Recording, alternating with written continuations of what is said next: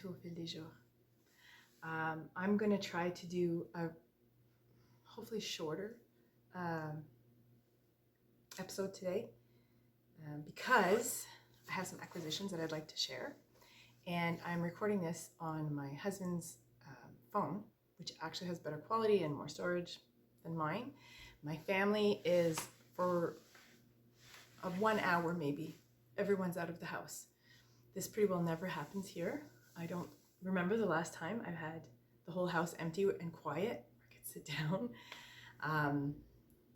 It is a drizzly day, and I was worried that the lighting wouldn't be good, but I'm sitting up against the window and the colors are coming out true. So for today, what I was hoping is to share a couple finished objects, and mostly what I want to show you is my purchases, my acquisitions from West Coast Color. I ordered, I don't know what happened. I saw that they had updated their website, and I just clicked on every color that looked good, and then it arrived. So I thought I would share that with you today. I thought I would unbox it, and I kind of already did, but I try to make it tidy so I could share it with you. So I have about an hour. So I'm gonna get started. My little dog, well, he's not so little, but my littler dog, he's on the chair behind me here. I don't know if you see the little paws hanging down. His name is Cypress. Cypress? Oh, there, you can see him better now. Good boy. If somebody arrives, he might bark, and I'll try to cut it out. But because I'm recording on someone else's phone, I think what I'm gonna try to do is just do it all in one go. I don't even have like a little intro or anything cool to show you. I'm just gonna load it straight from this phone, so then I don't have to tinker with too much editing. So hopefully this goes as planned.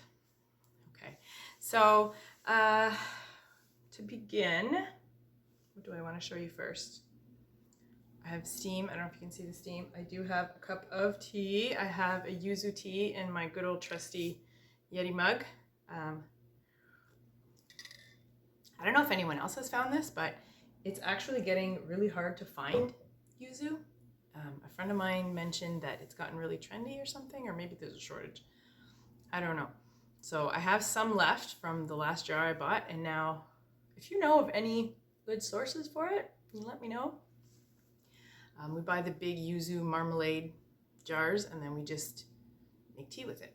So I would like to have some for the winter. Hopefully I'll be able to get some more soon. What I'm wearing today, so I'll show this one first. This is a shawl that I spun and knit from the, what was it called? Hidden Gems. It was the Hidden Gems collection from Artifacts of Appreciation. I remember when I found her stuff, I felt like somebody had gone like in my head and everything I loved, that's her aesthetic, like everything I love. So I love, when I started spinning, so I started spinning like 20 years ago. Oh, I knew he was going to be a problem. Cypress. When I started spinning, sorry about that. When I started spinning like 20 years ago, a yarn that would come out like this, sometimes it would be referred to as muddy, like you're mixing the colors and it's kind of unclear. And I always think of like these sorts of things as sort of really comfortable looking.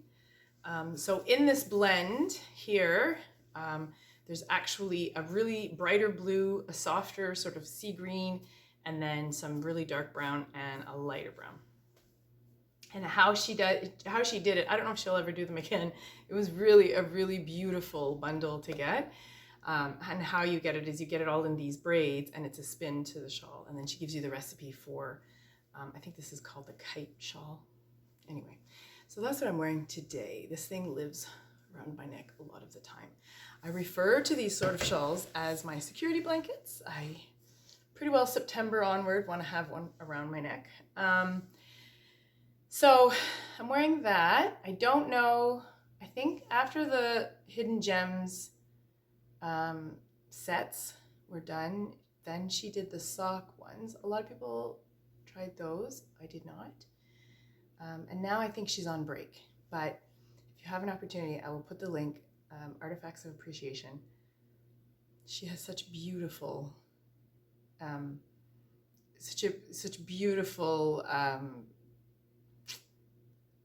color combinations, and she's really talented at blending lots of different fibers together, and it's, yeah, really beautiful. Anyway, so that's my shawl, which I get complimented on everywhere I go. And then this, what I'm wearing, which is now a newly finished object as of this morning, is just a simple, I don't know if you can see it here, a simple, I wanted a really wide brimmed hat. So I am starting a new job on Tuesday, and I will be commuting, walking and busing, and it's winter and it's cold. And I had not made myself a new hat for a long time, so I quickly made this one. Oh, 1 second, I forgot the yarn. Okay, I'm back. So the yarn I'm using, I don't know, I should take it off and show you, I guess. I'm gonna have hat head. Okay, so the yarn I'm using, so this, I just cast on 116 stitches, I think 116. I knit with a smaller size 3 3/4 size needle. I knit for a really long time. Then I switched to a larger needle, a 4, just Xiaobu circulars. I knit for another really long time. Then I did a bunch of gradual decreases, and then a quick, more rapid decrease, cast off, done. The thing that's awesome about it is that it is kid silk mohair held, I dropped it here, 1 strand of kid silk mohair from a Canadian company. I will put everything down below. Sugar Shack yarns. Anyways, manufactured in Canada. And then I held it with some targi that I had got the roving from West Coast Color out in BC, and I had spun this yarn. It's actually the color, it's picking up the color really well today. Oh, it's blowing out now. But it's it's like olives and yellows. So the thing is that I always feel like I want to spin these really soft, downy, sheep breeds, but then sometimes the fabric that they make can be a little bit too lightweight, like it has no drape at all. So then that targi blended with just that tiny lace weight silk mohair, the two of them together is just got right amount of drape where it stays, but not so much. I do have another big hat like this that's just alpaca, and it's so heavy it just slides down constantly, so I'm constantly having to pull it up. So I feel that this hat and I are going to get along. So then I think yesterday I asked on Instagram, maybe the day before yesterday. I wasn't sure about the color. So this is my color palette, this right here. 2 lighter grays. It doesn't usually go to warmer. Oh, there goes the dog again. It doesn't usually go to warmer, and certainly never yellow. This is good. If I keep this is the only item of clothing I own that has yellow. I think there might be a couple hits in here. Oh yeah, there's a little spot right. No, I don't think it'll pick it up. Like there's like a couple little flecks of yellow. Literally, I don't even own yellow socks. I don't gravitate towards yellows and oranges. I gravitate towards blues and greens. That's just how it is. So I feel a little bit, I'm not sure. I feel a little bit out of sorts wearing what I feel is a yellow hat. I recognize it's not. It's green. It's a green hat. But I don't know how I feel about it. Anyway, it is very warm. It is very soft. The mohair I can see is going to get a little bit itchy on the bus. A little bit. So then I think, well, if I don't keep it, I don't know anyone who doesn't knit that would wear a hat that's a little bit itchy on the bus. So I may just keep it anyway. So yeah, that's my hat. It's just a self-drafted, quick, spit it out, get it done hat, but it just feels so luxurious. It's really, really lovely. So that's one finished object. The next thing I have to show you isn't completely a finished object. There's still a few steps that it needs, but it's finished enough. So if you follow me on Instagram, you'll know that I had to undo, or if you watch my last episode, you'll know I was spinning and knitting 2 men's sweaters, one for each of my sons, and I wanted to give to them for Christmas. And then my youngest son lately has been really hitting the gym really hard and has changed dimensions. So the sweater, I just kept ripping out the sleeves, putting in new sleeves, ripping, and then finally the body. It was a bottom up Elizabeth Zimmerman. I don't want to say pattern guide that I was following, and it just got to the point that I was going to have to rip it out again, and I think I had ripped it out like 5 times at this point. So I just asked him straight up, like, do you want another sweater, or do you want me to just make you some socks, or do you even really want a sweater? Was this just an idea in my own head that I made up? And he was like, Mom, honestly, I'm so hot, I don't think I can wear a wool sweater right now. So I ripped it all out, and it's in the cabinet back there behind me, and we're just going to skip it for now. So I didn't have a sweater for him for Christmas, which was a little bit of a bummer, because my other son, my older son, I did finish his sweater. So I'm going to show you that now. It's beautiful. It looks beautiful on him. It is a bit too big, but he did want it oversized. Both of them, they do wear their knits a lot. Like my younger one right now, just because of all the exercise he's doing, I think he just feels really warm, and we haven't hit the coldest part of winter. So he doesn't really gravitate towards wool sweaters, but he lives in his knit socks, knit hats. He wears those all the time. My older son does wear his knit sweater and same knit socks, but he won't wear a hat, see? So he is always too hot to wear a hat. So they just have their different preferences.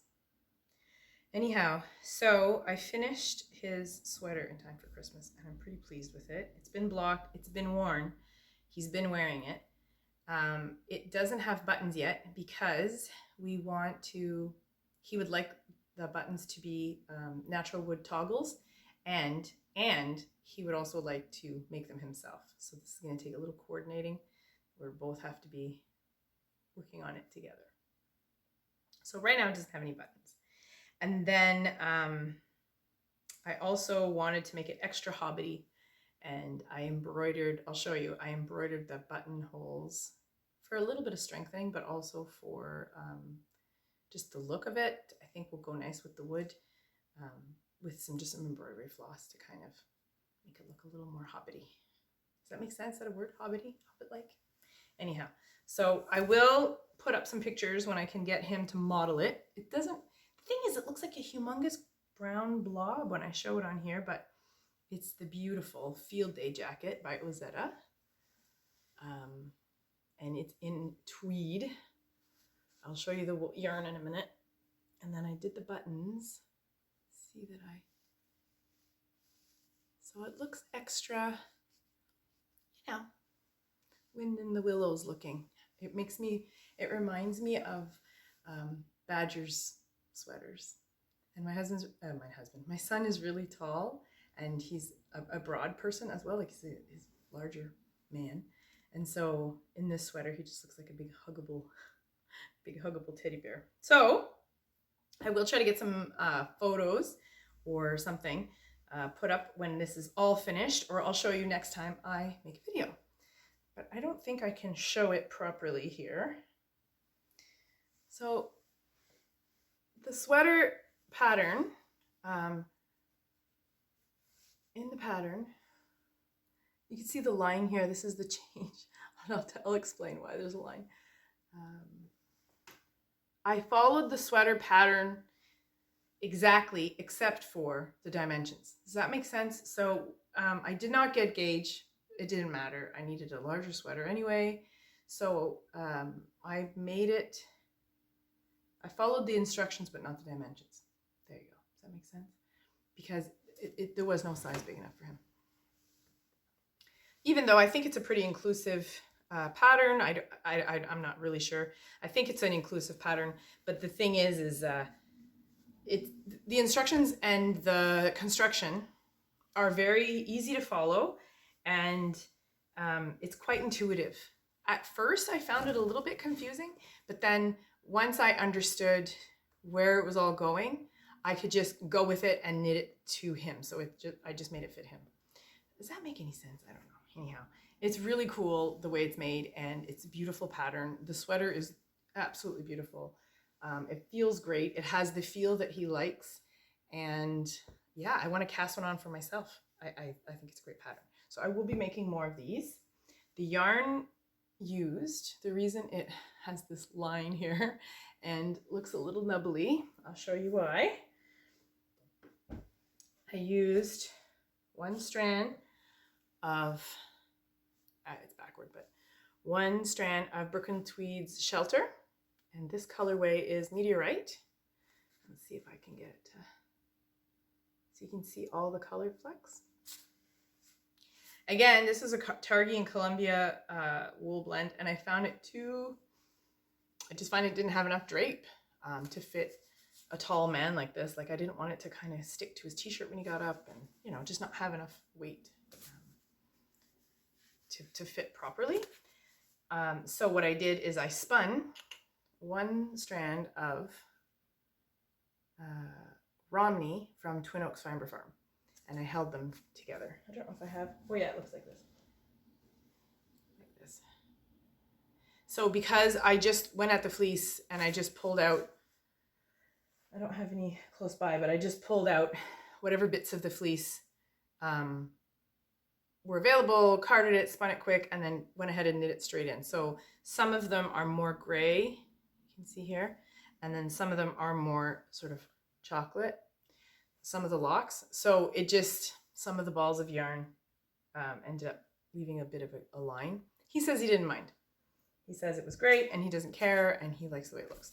So it does look, it does actually remind me of Badger from Wind in the Willows, if you remember that from when we were kids. So that is Sam's sweater. And that's pretty much all my finished objects. I did do some spinning. I don't know if you can, no, you can't see it from there, I guess. I did do some spinning. Can I pick her up enough? I did do some spinning over the holidays. I'm itching to get at the next thing I'm going to show you, or the thing after. The unboxing. I'm itching to get at my new fibers. I did spin up. I'm trying to catch up to the Angora. I did send some to my friend at Mimi Must Knit. What I'm trying to do is keep up to the fiber that comes off the Angoras, so that I don't have a backlog of fiber. So right now they're molting again. So I've got a fleece of each about to be ready to go.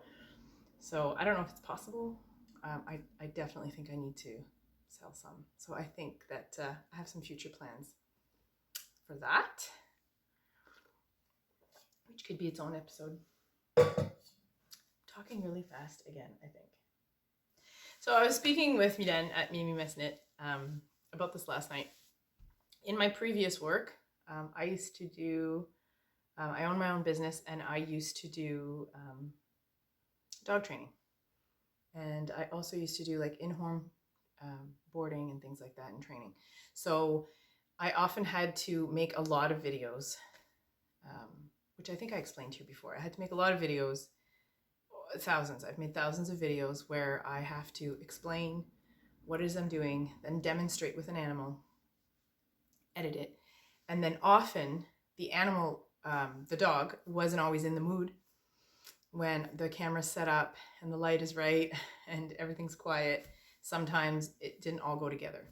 So there's still a little piece of me that feels like I have to do this a certain way and has to be quick and to the point. And that's not what I really want for this space. So I'm going to try to do a little bit, take it easy. This isn't a job. This is for fun. And maybe leave some things for next time. And yeah, so I'm going to try to slow it down and just be more candid about it and less, yeah, because it was a big piece of the work I had to do before. So it just kind of puts me in that work mode, if that makes sense. I love this tea. I hope I can find some more. It's dog's actually being very good. He can be a little disruptive. Right, good boy? He's waiting for my family to return. So now, the main point of today's video, I'm going to share my acquisitions. The first thing I want to show you actually is a gift that I received from my youngest, which made me feel extra bad because I didn't have a sweater for him. Sorry, the light keeps going in and out. I hope that's not too awful to watch. The first thing that I want to show you is what he's made me. A little while ago, he made me this needle case. He's getting really into leather work. All of the stitches are by hand.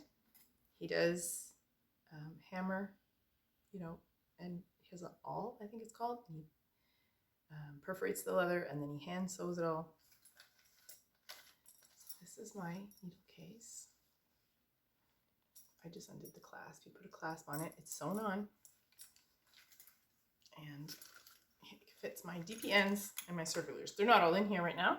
I didn't want them to all come crashing out when I held them up, so I just put it in as an example. And he even put a little flap at the top, so if it's in something and it flips upside down, they don't fall out or poke out. Of course, the smell is amazing.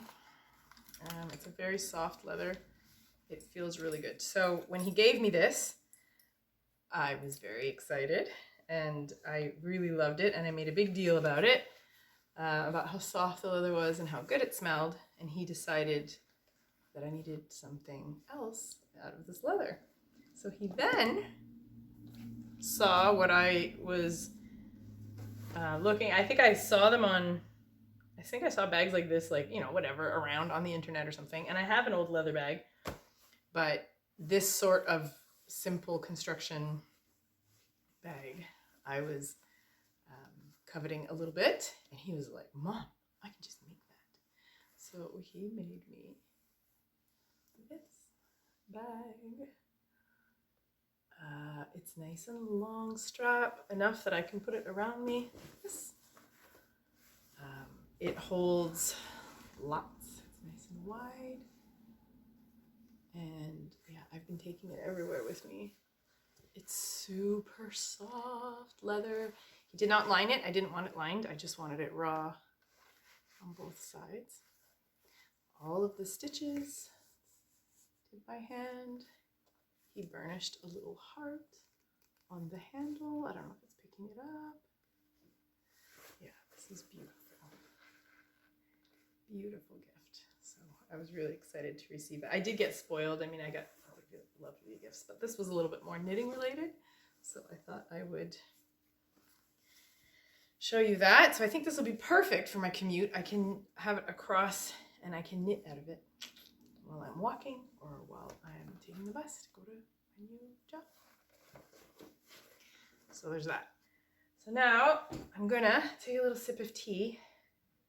And the star of the show today is, what I'd like to share with you is an unboxing of my West Coast Color haul. Let's just say haul.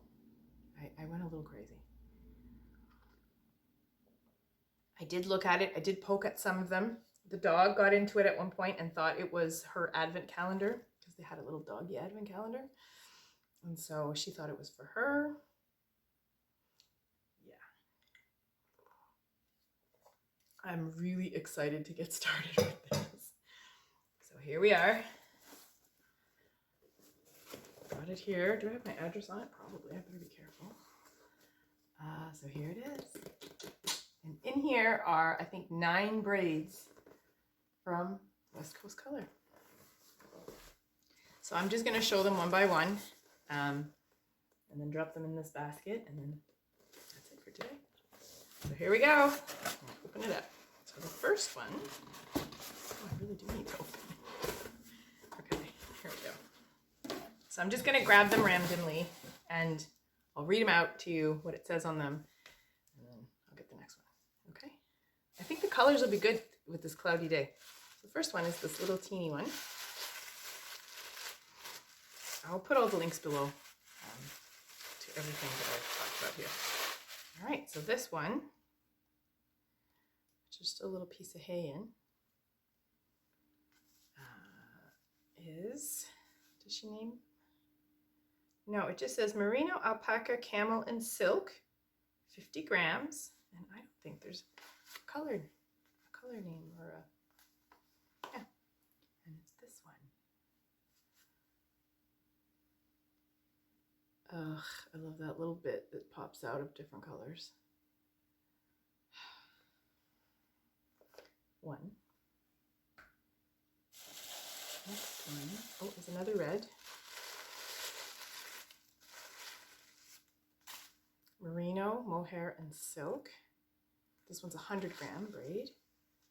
A little bit warmer tones. Yeah, those colors are coming through pretty clear. And there's burgundy and some pretty fiery. It looks a little more orange than in real life. Looks a little more blown out, but yeah. It's so soft. It's so soft. I really love her colors. I love, and I love the idea of her farm as well. All of her sheep are pet sheep. They're never going to be slaughtered for meat. They're just sheep that she keeps. And she just, you know, very seldom, I think maybe once or twice a year I see an update. You know, she updates with her own wool and her own dyed rovings. She gets it all processed. Yeah. Next one. So of course, these are like the colors I would buy for myself. This one is named. It does have a name. So this one, she called it, why am I saying name? What do you usually call it? Lot name? I don't know. Color name? Colorway? Colorway. Named it Satisfaction. And it's blowing out a bit. It's looking a little bit cooler there, but it does have a fair bit of greens in it. So this one is Polworth and Silk. I think I'm keeping this one. I don't know if I could part with this. But do I need another blue shawl? Probably not. Ugh, it's so beautiful. Maybe I need mittens to go with my shawl. Okay, so I guess if I showed it to you like this, you could see all the colors. It doesn't look as...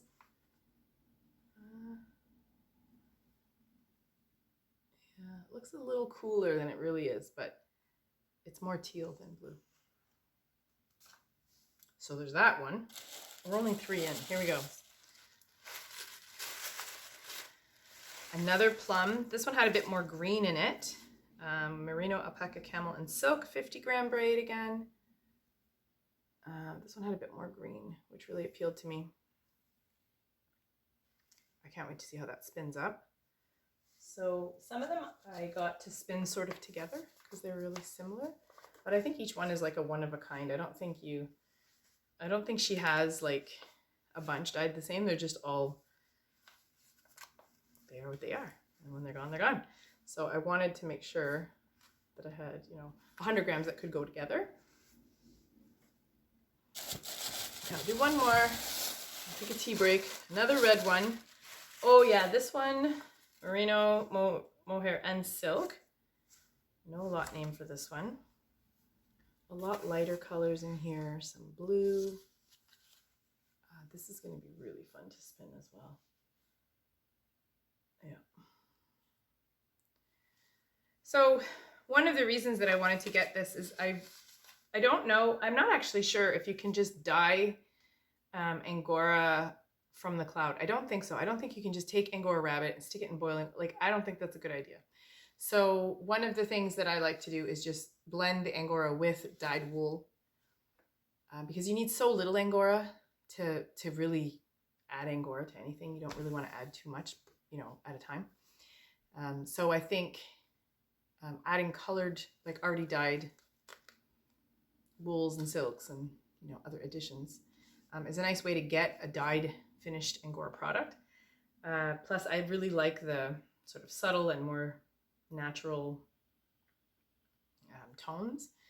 My Angoras are a black, which is slate gray, and a chestnut, which is like a warm browny gray. in Angoras, so it will tone down any bright colors here, and add, not that it needs it, I mean this stuff is already really soft, but it'll add a lot of softness. So I'm hoping to do some of that with some of these. I do have a little secret plan, but it'll be a different episode. I'm gonna take a tea. Oh, so much talking. Yesterday, I got to spend time with 4 of my friends. Not all at once. Like I had 4 friend times in the day. I talked so much. Not that talking is hard for me. I'm a chatty person, but it is a lot. So now I just feel like I'm still talking. Okay, what do we have left? I think that was 5, so there should be, yeah, there's 4 left. Another little one. The little ones are the camel blend. Oh yeah, this one. Ooh.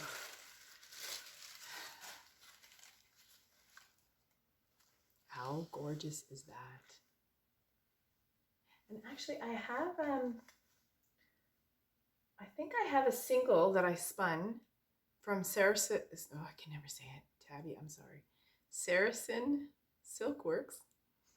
I think that was similar, so I might be able to, one second, let me grab it.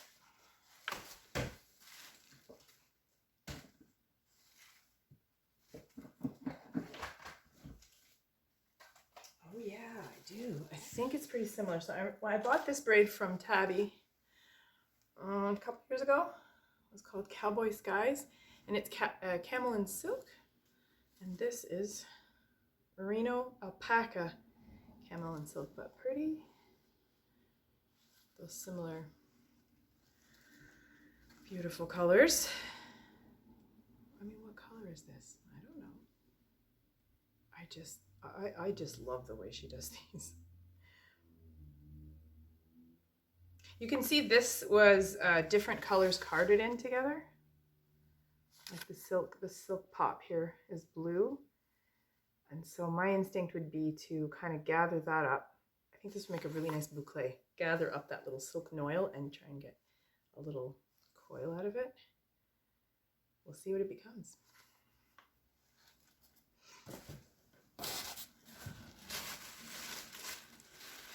Another green. I think that might be the same blend. Yeah, merino alpaca camel and silk, again at 50 grams. So you can see they're all sort of, even though they're very vastly different looking, they all kind of go together. I could even spin them all together.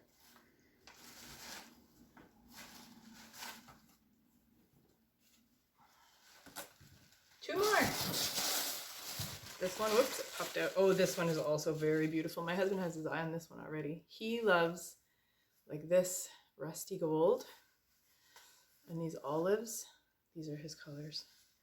This one actually does have a dye lot name. It's called Oatmeal. BFL and silk, 100 grams. It's got lots of browns and rusts and greens. Oh, isn't that beautiful? And this one as well looks like the color was, oh, this one could have been, I don't know. Yeah, this one might have been dyed in the braid, I think, because the silk matches the wool here, see? Oh, so nice. I absolutely love spinning BFL. This is going to be fun.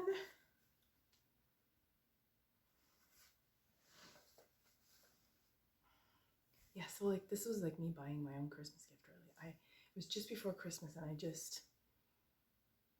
think it was pretty late at night, and I just click, click, click, click, click.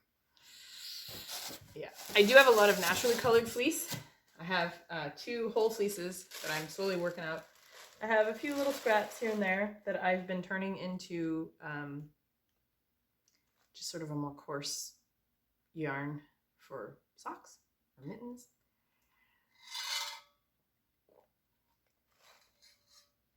I did want some colored, some dyed wool and more sort of luxury fiber to blend with the Angora, because I didn't want to use some of the more coarser things that I have to add the color.